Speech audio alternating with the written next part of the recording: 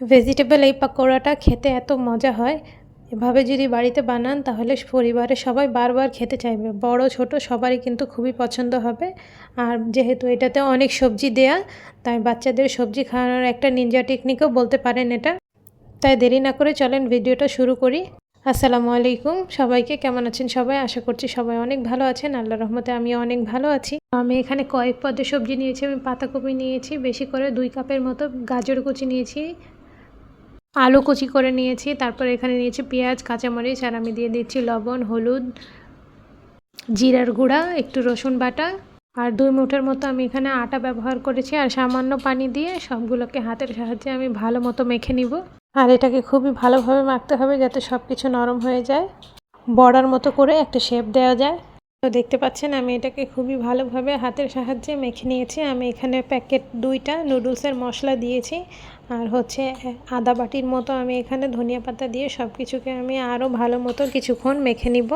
আমার এটা খুবই ভালোভাবে মাখা হয়ে গেছে। তো চলেন এখন এটা ফ্রাই করে নেওয়ার পালা। তো কড়াইয়ের মধ্যে আমি এখানে পর্যাপ্ত পরিমাণে তেল দিয়ে দিচ্ছি। এখন এক একে করে বড়াগুলো আমি সুন্দর মতো ভেজে নিব। তেলটা হালকা গরম হয়ে গেলে আমি এখানে সব বড়াগুলো দিয়ে দিব। এভাবে করে আমি উল্টে পাল্টে আমি এটাকে খুবই ভালোভাবে ভেজে নিব। আর এটা খেতে এত মজা হয়। আপনারা এই রমজানে অবশ্যই বাড়িতে একবার বানিয়ে এটা ট্রাই করবেন। বাড়ির সবাই কিন্তু খুবই পছন্দ করবে। আর বাচ্চাদের এটা বিকালের নাস্তাও কিন্তু করে দিতে পারেন। তারা কিন্তু এটার মাধ্যমে প্রচুর পুষ্টিও পাবে, কারণ এটা অনেক পরিমাণে সবজি দেওয়া আছে। আর বাচ্চাদের সন্ধ্যার সময় কি নাস্তা দেওয়া যায় এটা নিয়ে কিন্তু মারা অনেক চিন্তিত থাকে। তো এটা ইভিনিং একটা স্ন্যাক্সের মতো কাজে দিবে। তো আমার বড়াগুলো সব কিছু আমার সুন্দর মতো লাল লাল করে ভাজা হয়ে গিয়েছে। তো আমি এটাকে এখন তুলে রেখে দিচ্ছি। তো আপনাদের কাছে আমার ভিডিওটা কেমন লেগেছে অবশ্যই আমাকে কমেন্ট করে জানাবেন।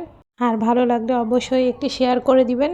আপনাদের ভালোবাসা পেলে আমি উৎসাহ পাবো আরও নতুন নতুন কাজ করার জন্য। তো আমার বড়াটা দেখেন কত সুন্দর হয়েছে আর অনেক ক্রিস্পিও হয়েছিল। এটাকে আমি 2 ধরনের সস আর চাটনির সাথে পরিবেশন করেছি। আমি এখানে টমেটো কেচাপ নিয়েছি, আর একটা হয়েছে আমি পুদিনা পাতার চাটনি নিয়েছি।